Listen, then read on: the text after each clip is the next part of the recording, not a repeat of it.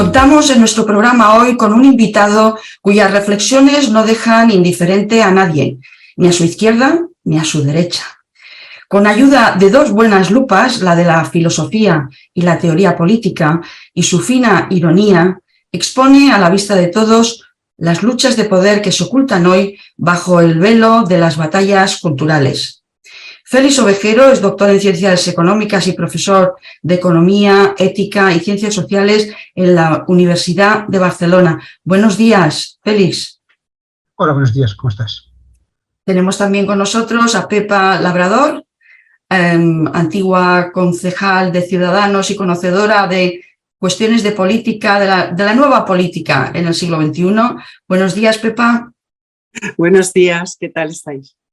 Y Vicente Albert, sociólogo y colaborador habitual de la casa. Bueno, pues comenzamos. El libro más reciente de Félix Ovejero lleva por título Secesionismo y democracia. Sin embargo, el libro del que dice estar más orgulloso es uno anterior que bautizó con el compromiso del creador.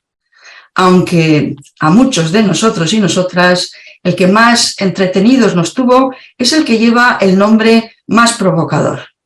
¿Idiotas o ciudadanos? Question mark.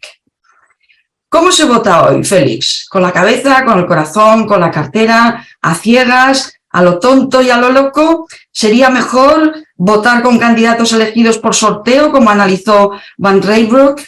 ¿Estamos los ciudadanos bendecidos por la inesperada virtud de la ignorancia cuando vamos a votar o solo componemos al gesto, como le gusta decir a usted, disimulando ignorancia, pero confiando en que nuestra intuición nos guíe y terminemos acertando? ¿Cómo se vota hoy? En general, no se vota de un modo plenamente informado ni racional, porque, entre otras cosas, porque por una cuestión de coste-beneficio. El impacto de un voto es muy escaso y el coste de informarse debidamente sería muy trabajoso. Entonces, eso, pero vamos, quizá no es nuevo. Recordamos que cuando Nixon se enfrentó a Kennedy, que fue un experimento natural muy llamativo, quienes veían la entrevista por televisión dijeron que había ganado Kennedy y quienes lo escuchaban por la radio, es decir, desprovisto de todos los aditamentos, de la buena imagen de uno, del sudor de otro, pues dijeron que había ganado Nixon, es decir, que eso revelaba, pero bueno, quizá como apuntas, habría que pensar que se desvincular el mecanismo de representación política de los mecanismos de elección política, ¿no? La democracia tiene serios mecanismos, serias dificultades a través del sistema de elección y tal vez mecanismos de elección de la ciudadanía, de segmentos de la ciudadanía, del Parlamento, al menos una parte a través de un sorteo, pues nos evitarían algunas cosas, por ejemplo, encanallamientos forzados, porque no se obliga a obtener un punto de vista y el otro, porque mi partido me dice, esa especie de trastornada disciplina de partido. Quizá podemos preservar el ideal democrático, el mecanismo de representación, pero buscar otras formas, al menos para complementar las patologías de nuestros sistemas democráticos. O al menos introducirlo, el sorteo, en otras instituciones, que no tienen que ser afectar a todo el sistema, pero ahora hemos estado recientemente con toda la crisis institucional que se ha derivado de la elección de los tribunales, ¿no? De los consejos generales del Poder Judicial, etcétera. Entonces, bueno, a lo mejor ahí podría ser interesante o no. Sí, de hecho creo que Sosa Wagner lo avanzó, mencionando, creo, citaba el libro que tú antes mencionabas, ¿no? Y la idea de que hubiera una especie de stock general de individuos que han pasado la preselección porque tienen un verdadero reconocido prestigio, no ahora que se ha convertido prácticamente en una postilla que nada significa, y sobre esto, pues un sistema de sorteo en donde ellos no se sentirían vinculados o dependientes del partido político que los ha elegido, ¿no? Seguramente sería un sistema más cabal y menos partitocrático, ¿no? Que es lo que nos sucede ahora. Metiéndonos en harina de actualidad, sedición, malversación y nuevo Código Penal. ¿Qué opina de cómo el gobierno Sánchez ha gestionado esta cuestión? Y si la memoria de pez que tenemos los votantes lo recordaremos a tiempo de elegir papeleta de voto. Seguramente el caso de Sánchez es un caso particularmente inquietante porque que los programas no se cumplen es hasta cierto punto inevitable, entre otras cosas porque la política supone enfrentarse a escenarios futuros y como nadie puede anticipar el futuro, pues no puede incluirlo en el programa. Nadie podía decirlo cómo iba a reaccionar ante una epidemia de la magnitud que tuvimos, ¿no? Pero en este caso casos que has mencionado, cada uno de esos puntos eran puntos perfectamente precisos en los que él dijo que haría exactamente lo contrario de lo que después finalmente ha hecho, ¿no? Entonces, uno duda realmente de, bueno, o sea, no de la calidad moral, que es indiscutible, por Dios, discúlpenme, duda mucho de la calidad moral del personaje y en todo caso lo que sí nos enfrenta es a un reto de pensar si esto se va a tener consecuencias en las próximas elecciones. Yo creo que el deterioro ha sido irreparable, con independencia de cuáles sean las circunstancias futuras. Es decir, hemos asistido a la catalanización de la política española, ¿no? A la degradación y a poner en curso normal lo que el grado de corrupción moral que es natural, que era natural en Cataluña y que nosotros hasta ahora confiábamos que nos lo resolviera Madrid a través del 155 tantas veces invocado, y ahora estamos, en el mejor de los casos, confiando ingenuamente, a mi parecer, en un 155 europeo que nos controle las derivas iliberales de nuestra democracia, o en particular de Pedro Sánchez. Bueno, las derivas iliberales en los países del este a los que nos referimos por iliberales no parece que hayan hecho mucho efecto. Europa ha podido influir en alguna ocasión retrayendo recursos o no licenciándolos con rapidez suficiente, pero no parece que de Europa podamos esperar mucho, ¿no? No, yo creo que podemos esperar poco. Y vamos, tampoco es que el Parlamento Europeo, bueno, las instituciones europeas sean un ejemplo de limpieza democrática. Ahora mismo, sin ir más lejos, pues estamos de facto comprometidos en una guerra sin que ningún parlamento haya votado esa participación en una guerra. Es decir, que ahí estamos, y precisamente en virtud de esa misma guerra, por alineamientos de política exterior, ahora los polacos se han convertido en buenos, del mismo modo que ha sucedido con Venezuela y otros países. Que esas consideraciones... Es inquietante que consideraciones puramente circunstanciales afecten a problemas muy de principio, porque eso, si de algo han de servir las instituciones para establecer, por así decir, las veredas de las cuales no nos podemos escapar y sabemos a qué atenernos. Si somos muy elásticos en cuestiones de ese orden, como ha sucedido el caso que le mencionaba, entonces ya no sabe uno a qué atenerse. Y entonces, si ante las instituciones uno no sabe a qué atenerse, pobre es el mundo en el que estamos, ¿no? Porque eso ya es el mundo de la arbitrariedad y de la discrecionalidad de los poderes, ¿no? Bueno, vamos a abrir las preguntas a los colaboradores que tenemos en el estudio de grabación. A ver, cualquiera de los dos, Vicente, Pepa, si queréis empezar con las preguntas que teníais pensadas para Félix. Si quieres empiezo yo porque la primera pregunta que tenía liga muy bien con esta última respuesta que ha dado Félix. Bueno, en realidad casi ya la has contestado, porque la pregunta era, ¿crees que Sánchez y su banda suponen un auténtico peligro para la democracia? ¿Que nadie nos salvará de la caída irremediable en un régimen populista? ¿Estamos a tiempo de solucionar algo o realmente la catástrofe ya es, irresoluble? Bueno, yo administro mucho el uso del populismo, porque cualquier juego de competencia política lleva cierto grado de populismo, ¿no? Entonces, no se sabría muy bien en qué consiste eso de populismo, que no sea, porque al final casi todo el mundo se llama populista mutuamente. A mí, realmente lo que creo es que estamos ante un proceso de desintegración del Estado. Es decir, hoy el gobierno de España depende, y no es una fórmula retórica, de partidos políticos cuyo objetivo programado y demostrado es la destrucción de ese mismo Estado. Entonces, el problema que tenemos es que nuestra comunidad de ciudadanos libres e iguales está en serio peligro, ¿no? Hemos aceptado que en virtud de la identidad se puedan tener privilegios. Eso es de facto, equivale a una defensa de un régimen señorial, ¿no? Eso era el principio que sostenía pues, a los Estados Generales en 1789, cuando los revolucionarios franceses acabaron con ese sistema. En virtud de tus características de sangre o de origen o de circunstancias, tienes una representación especial, un estatus especial. Es un proyecto de desintegración del concepto de ciudadanía.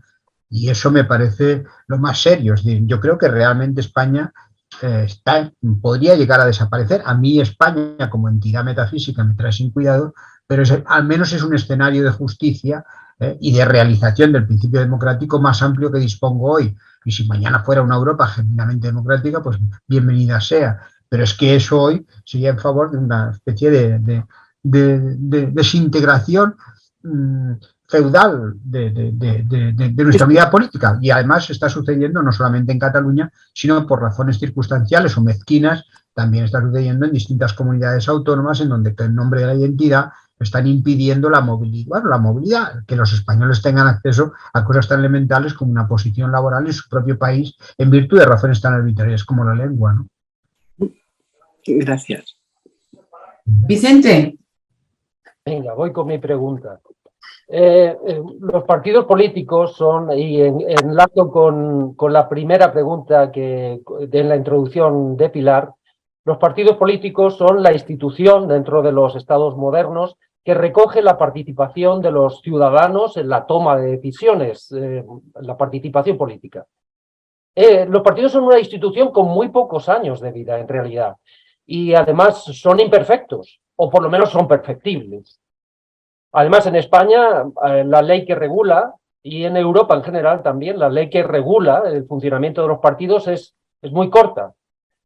En su opinión, en tu opinión, Félix, ¿cómo habría que reformar la ley de partidos políticos para que estos ejercieran mejor su papel importante de representantes de los ciudadanos en la toma de decisiones? Quiero decir, ¿cómo habría que reformar la financiación, las reglas internas, la separación entre los órganos de gestión interna y los candidatos a puestos electivos en las instituciones? ¿Cómo habría que hacerlo y quién habría de hacer este cambio o esta propuesta?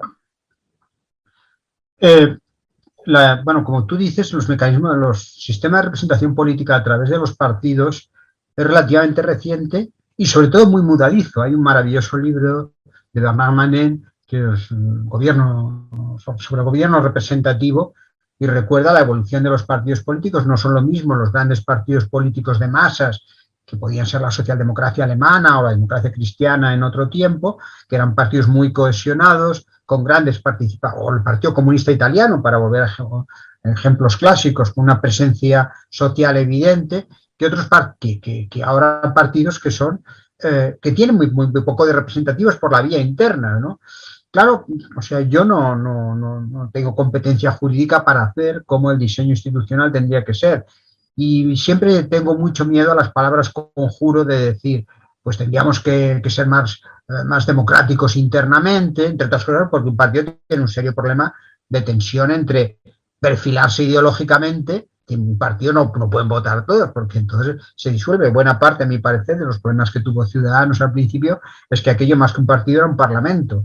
Es decir, había gente de distintas... Y entonces, al no tener un perfil reconocible, pues es como si tú vas a jugar práctica deportiva y uno va a jugar al tenis y otro va a jugar al baloncesto. Entonces, aquello era un verdadero desorden, ¿no? No sabías a qué atenerte, entonces cada uno invocaba inauguralmente sus propuestas, y eso está muy bien para un debate socrático, pero no para un proyecto político, ¿no? Esa indefinición entre la izquierda y derecha es el eco último de todo, de lo que fue originalmente uno de sus problemas.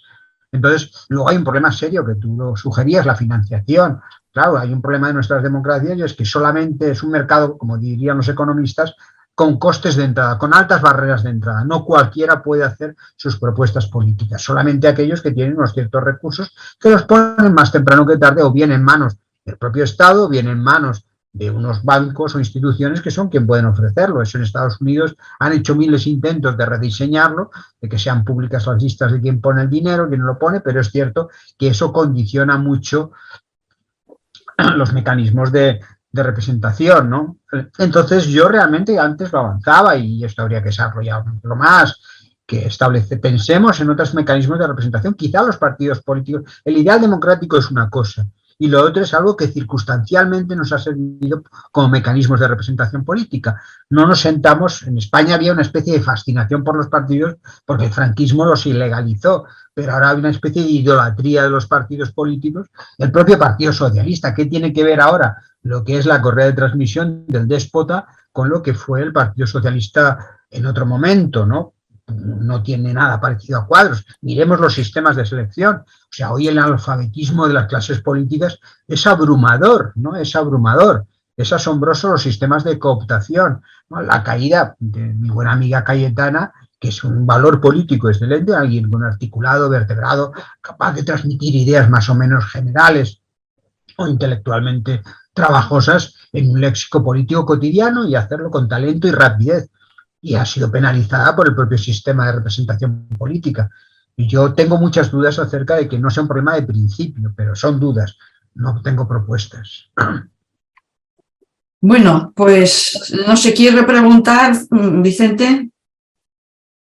Repreguntar un poquito, a mí me preocupa quién tiene que iniciar todo esto, porque los mismos políticos, los mismos partidos no van a hacer propuestas de reforma que les perjudiquen a sí mismos. Los ciudadanos estamos preparados o no para hacer respuestas, para proponer soluciones. La universidad, los intelectuales, ¿quién? No, lo que tú dices es, o sea, buena parte de los problemas de las instituciones es que una vez consolidadas se perpetúan porque generan sus propios intereses endógenos, que vamos, y eso si quieres un ejemplo más extremo, el Estado de las autonomías. Yo creo que el Estado de las autonomías que nació para resolver un problema que era lo que llamamos, eso que laxamente se da en decir, la diversidad de España, más que resolver el problema lo ha ahondado. Entonces quizá ese es un problema, pero hoy no hay nadie que políticamente tenga un interés porque hay gente que está literalmente viviendo o mecanismos de inercia institucional y eso es así. Los intelectuales no, o sea, es una palabra que a mí me da mucho miedo, me repugna, me incomoda. Pero bueno, quiero decir, hay propuestas en la academia interesantes, pero bueno, son propuestas que están por ahí, pero es que, bueno, es de un optimismo conmovedor la idea de que la existencia de una buena idea va a cuajar socialmente. Necesita, como diría el viejo Marx, su momento, sus circunstancias históricas y unos intereses coincidentes. Entonces, pues las cosas pueden acabar colapsando. La idea de que la historia va a caer de su mejor lado, pues no sé, si tú pensabas en Alemania en el año 25, pues imagínate lo que vino después, ¿no? Estamos hablando de las instituciones, pero también es importante las personas. Ahora vamos a hablar un poco de las personas que lideran los proyectos. Félix ha mencionado Cayetana y hemos hablado de los intelectuales. Antiguamente, bueno, hace pocos años, la idea del intelectual en España estaba desprestigiada porque el intelectual hablaba desde la atalaya, hablaba desde su púlpito y no bajaba, no descendía a las cuestiones concretas, como fue el momento fundacional de Ciudadanos, donde hubo gente que dijo, bueno, a mí no me importa meter las manos y pringarme y ensuciarme en la faena de construir un partido, ¿no? Cayetana Álvarez de Toledo, en este sentido, representa a una intelectualidad que sí tiene capacidad de compromiso, pero el sistema la aparta. Y esto es lo que habría una de las cosas urgentes que tendríamos que hacer. Pero, claro, en España no tenemos lo que se llama un método de impeachment para echar a aquellas personas. Bueno, tenemos la moción de censura, ¿no? Pero he visto, esto lo ligo a razón del último artículo de Félix, en el que comentaba que había leído, hacía referencia a un foro de psicólogos que hablaban de la tríada oscura y que a Félix le llevaba a asociar este término con el jefe del Ejecutivo actual, porque muchos de los problemas pueden ser del sistema, pero pueden ser también del líder que impulsa, el líder resonante que impulsa estos proyectos. ¿Ha tirado ya la toalla con Sánchez, Félix? Bueno, nunca la deposité, ¿no? O sea, tampoco se necesita una agudeza psicológica especial. Y también soy cauteloso porque estos diagnósticos así telepáticos era un ejercicio pequeño retórico. Pero vamos, que Sánchez es un tío con una singularidad moral que está en la frontera de la patología, no requiere de ningún Freud que lo anticipe, ¿no? Pero tenía que ver con lo primero que mencionabas y quizá no se llama... Y es que hay un problema en nuestras democracias y es que quien nos enfrenta a los problemas está penalizado. Entonces ella había esto, bueno, yo lo he trabajado un poco, pero vi un chiste que tenía, y hay un tipo que ve un pequeño fuego y lo apaga inmediatamente. Y otro que ve que a su lado pues crece el fuego, hay una hoguera muy grande, y entonces acude y con muchos esfuerzos, y después de que lo ha dejado crecer, y entonces lo apaga. Y entonces todo el mundo a quien le reconoce los méritos es al segundo, precisamente aquel que ha dejado que los problemas se engorden, ¿no? En cambio, aquel otro que se anticipa a los retos, que se anticipa a los problemas, pues este pasa desapercibido. El político que nos evita que nos enfrentemos a un problema terrorista o a una hipotética epidemia, ese como no puede blasonar de esos méritos, está siendo penalizado por el sistema. Entonces, quien ante unas elecciones les diga, señores, nos vamos a enfrentar a unos años difíciles, unas dificultades reales, pero estos son los problemas que tenemos, ese nunca ganará las elecciones. El votante es como la criatura que prefiere ahora un caramelo a pasar el día a contenerse 10 minutos en aras de los que podrá tener. Y esto no es una conjetura, esto está razonablemente comprobado. No olvidemos el debate aquel entre Pizarro y... ¿Quién era? ¿Cómo era? Sí, el ministro de Economía, sí. Claro, nadie se atrevía a mencionar la dicha de la crisis, pero lo mencionó en un momento Pizarro y naturalmente nadie quería escuchar lo que todo el mundo sabía, ¿eh? Y por eso en parte ganaron ese tipo de elecciones, ¿no? Esto incluso Suárez en privado, González lo llevó a confesar. Zapatero. Rodríguez Zapatero lo llevó a confesar en privado, dijo, y la que nos viene encima, ¿no? Ojalá no me tenga que hacer cargo. Entonces esas situaciones se dan. Entonces sí que estamos ante situaciones que... Y Sánchez pues ha podido prosperar en una situación donde, bueno, empezó con claro, un tipo que arranca con una especie de, bueno, yo no sé si hubo una conjura pues, con la sentencia aquella, con aquellas líneas de la sentencia que afectaban a la supuesta corrupción del PP, pero empezó como una especie de regeneración política que supuestamente iba a dar, y a los 5 minutos descubrimos que era un tipo que no había hecho la tesis. Eso es un fraude que en cualquier sociedad medianamente normal te penalizaría seriamente, y el tipo ha sobrevivido a eso, y ahí vamos, y a todas las mentiras, ya la ocupación de los poderes políticos. Pero vamos, esto es conocimiento común. Entonces, mi gran temor es un personaje sin escrúpulos. Entonces, por supuesto, no creo que esté en condiciones de manipular unas elecciones, ¿no? Ya veremos. No, podría, o sea, digo que si dependiera de él, me inquietaría, pero las instituciones sospecho que son lo razonablemente consolidadas. Pero todas las trapacerías que podemos imaginar, porque las hemos visto, todas las que más allá de lo que podíamos contemplar, se han producido, ¿no?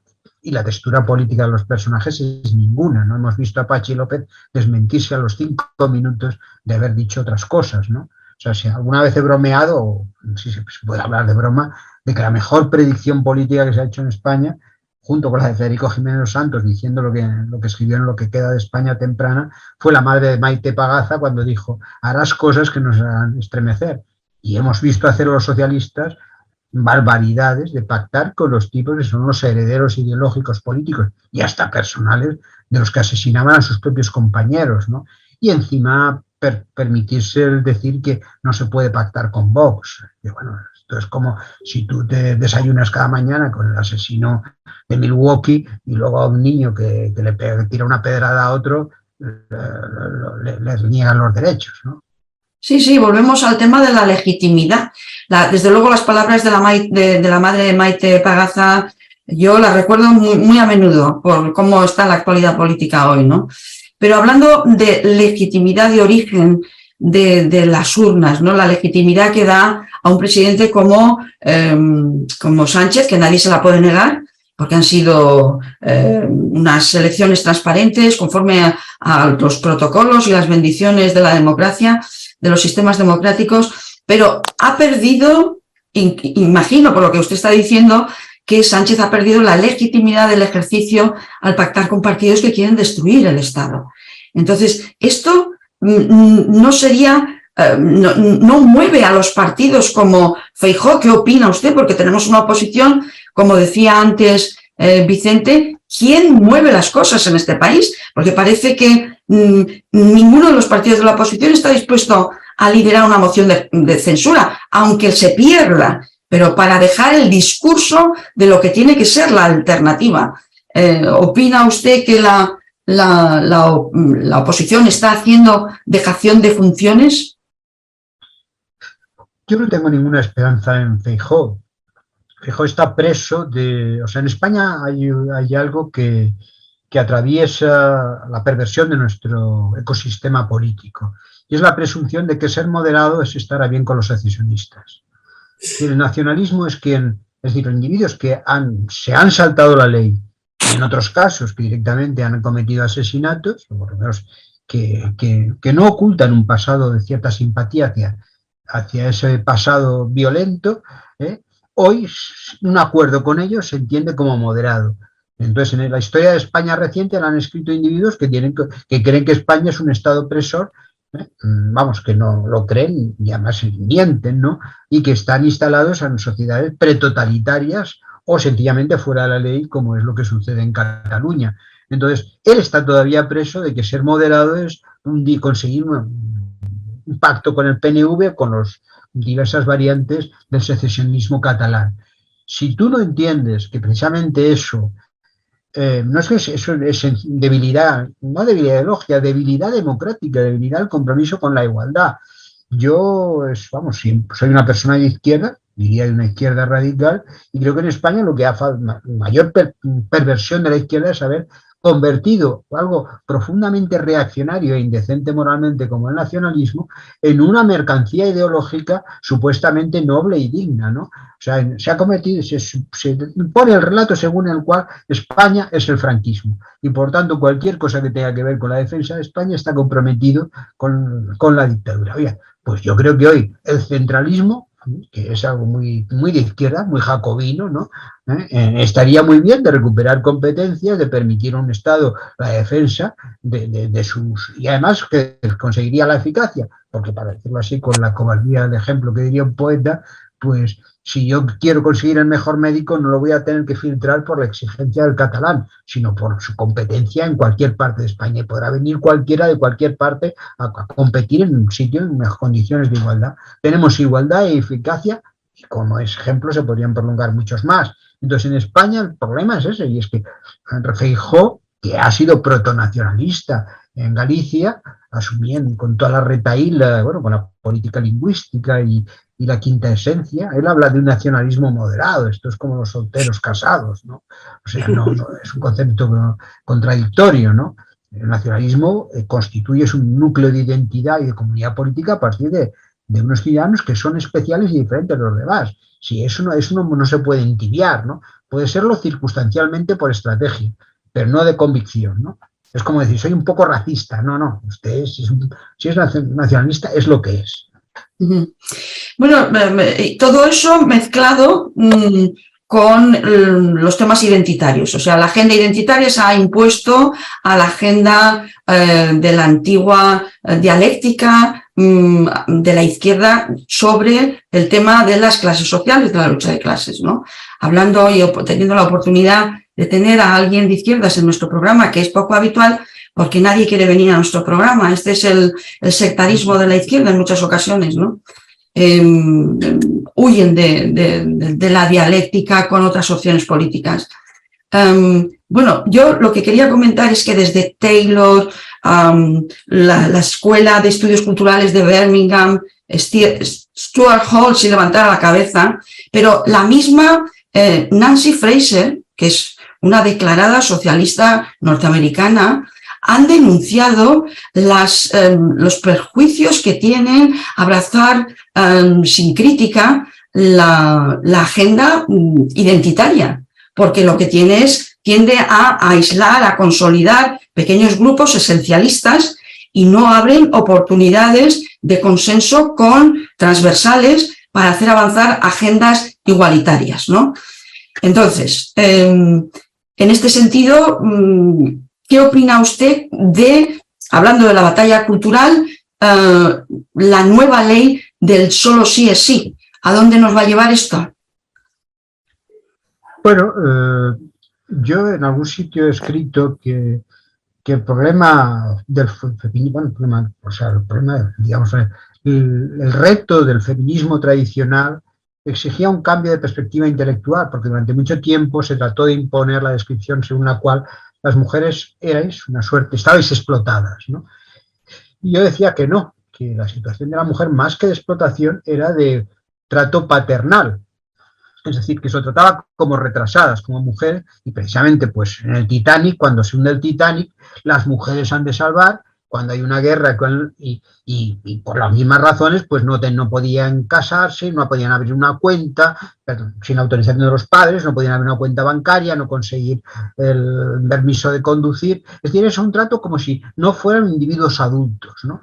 Y que es precisamente lo que el concepto de libertad, el republicanismo, es depender de un déspota. Tú estás sometido al poder arbitrario de otra persona que decide sobre ti. Tú no eres un individuo autónomo y reflexivo, que quizá tú dices, yo soy libre porque me dejan. Si tú eres libre porque te dejan, no eres libre, ¿no? Tú eres libre, o sea, no porque el amo sea generoso, sino la idea misma de ser, de tener un amo. Pues bien, yo creo que ese trato que hay en ese nuevo feminismo, si quieres por llamarlo de algún modo, ahonda el paternalismo, no los trata como personas adultos, sino como seres que necesitan una especie de protección especial que debe, bueno, frente al cual, y eso gira, es un giro tremendo con el feminismo de no hace tanto, ¿no? Que precisamente, no, yo soy una persona adulta y no me tienen que interpretar, significa, cuando yo digo sí o no, es lo que significa, y no es que no saben lo que dicen, hay una especie de desprecio, de falta de respeto a la condición de ciudadano, ¿no?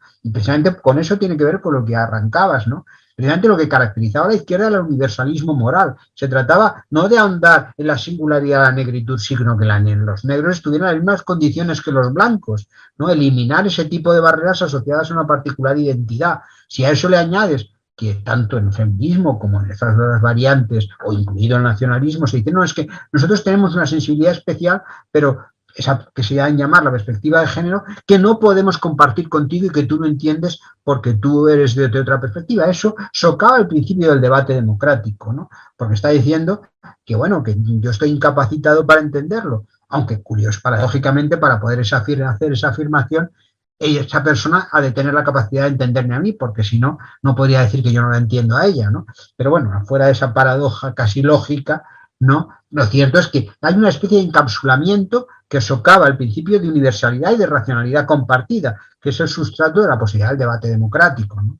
Efectivamente, la fragmentación nunca ha llevado a cambios de calado democrático importantes. Pepa, te tengo con ganas de preguntar a Félix.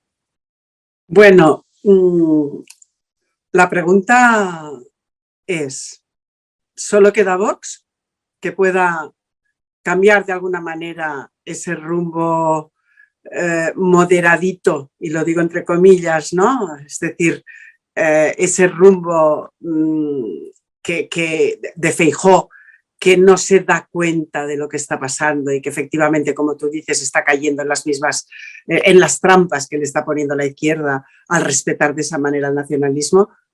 ¿Solo podemos esperar que Vox tenga un resultado suficiente como para poder condicionar determinadas políticas de Feijóo? ¿A esto hemos quedado reducidos?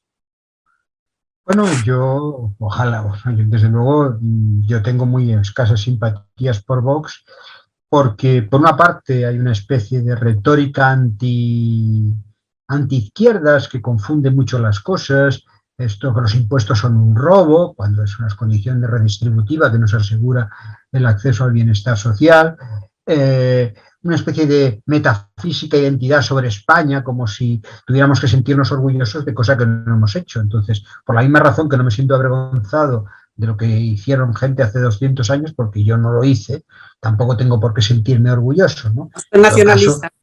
Son nacionalistas. Sí, sí, no.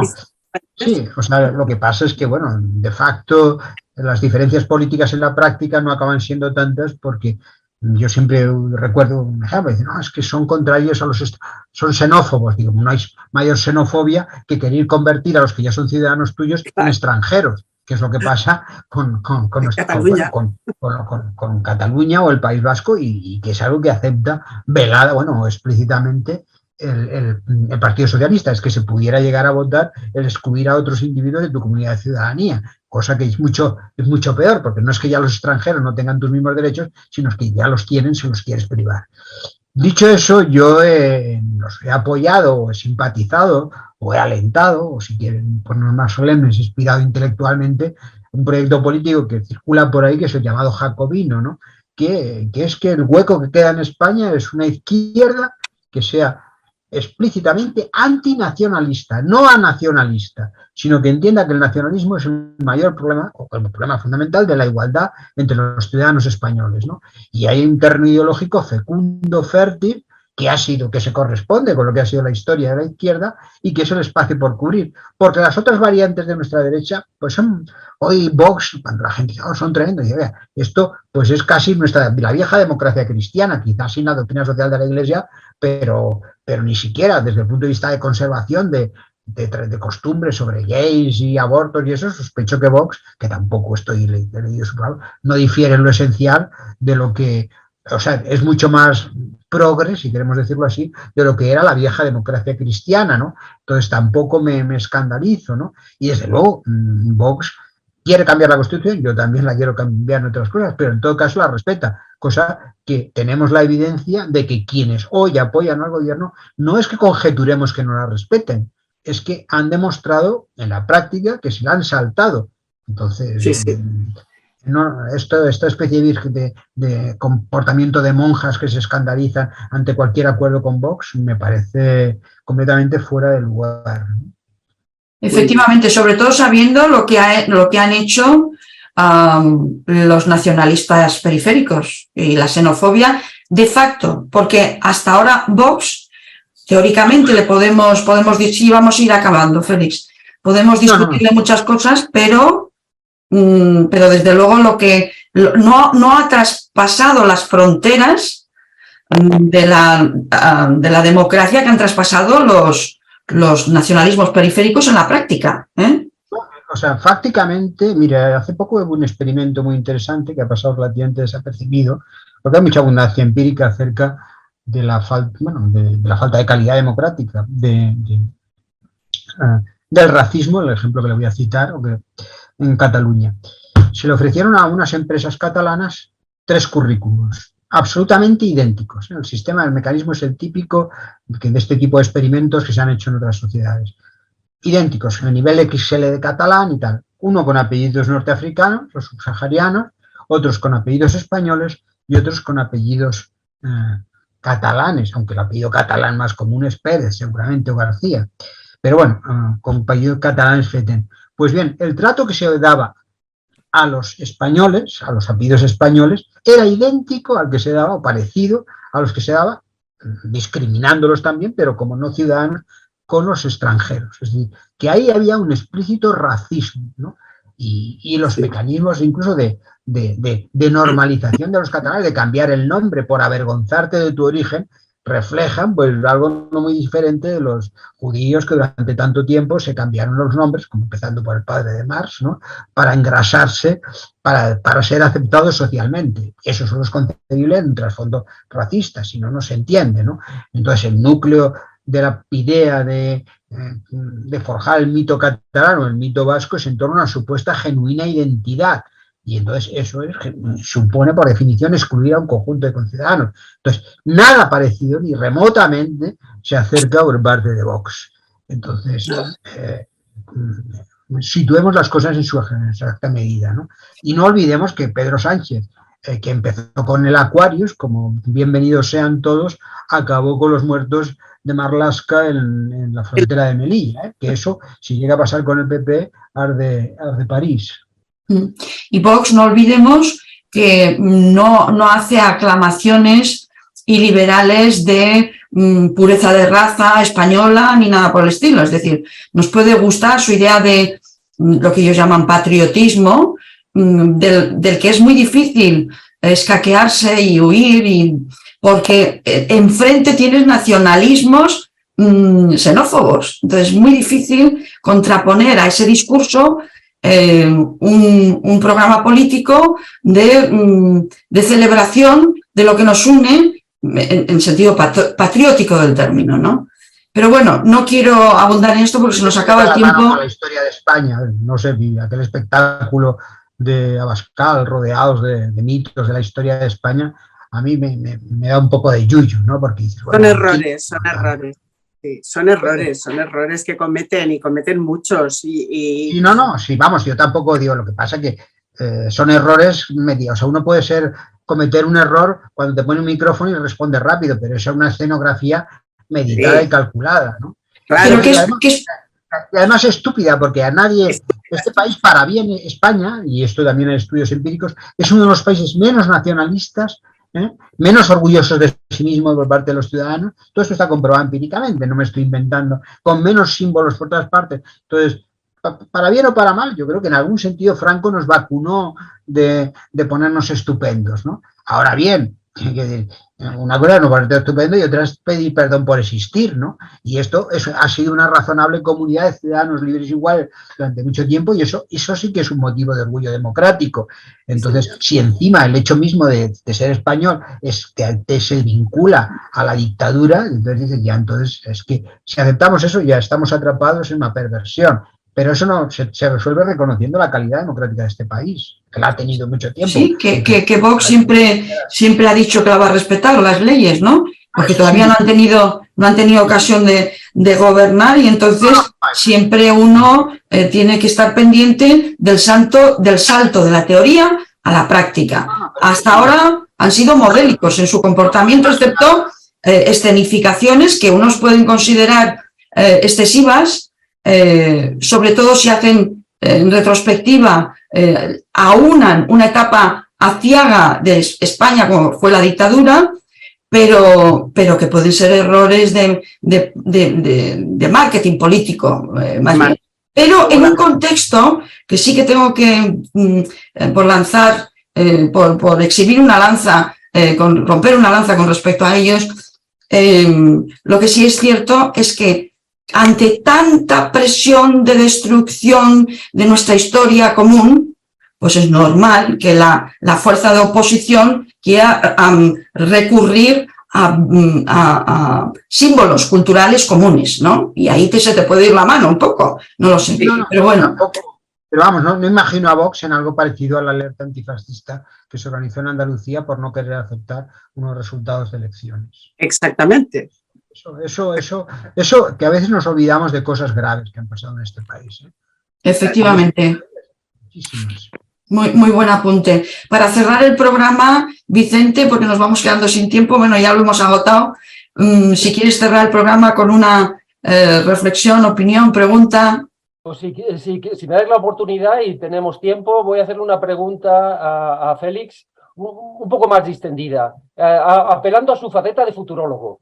Vamos a ver, tomando la historia de la política de los últimos años, aparece una reforma desde dentro, Ciudadanos, UPyD, luego aparece pues el 15M, que parecía que iba a revolucionar todo, iba a solucionar todo, un gran movimiento explosivo, luego aparece Podemos, que era el partido que lo iba a cambiar todo. Y ahora estamos en la cultura woke. Félix, ¿qué es lo siguiente? No lo sé, o sea, yo en su momento, no diría que anticipé que podía producirse una reacción tipo trumpismo, es decir, que cuando lo terrible de todo esto es que como nos hemos instalado en un mundo tan de ficción, entonces la reacción es que cuando alguien dice, oye, eso es ridículo, y la primera tentación, o sea, yo creo que buena parte del éxito de Isabel Ayuso es que al enfrentarte a un discurso de la izquierda completamente inflado, retórico, hueco, tú sales con unas preguntas, pero vamos, de barquero, y lo desmontas, ¿no? El peligro es que te bases de frenada y al final el barquero acabe decidiendo el paisaje, o sea, se nos vaya la sutileza porque nos ha bastado con las palabras gruesas para desmontar esto, ¿no? Y ese me parece que podemos derivar siempre sin pensar en la reflexión, está en los matices, ¿no? Y el peligro está en que como esto...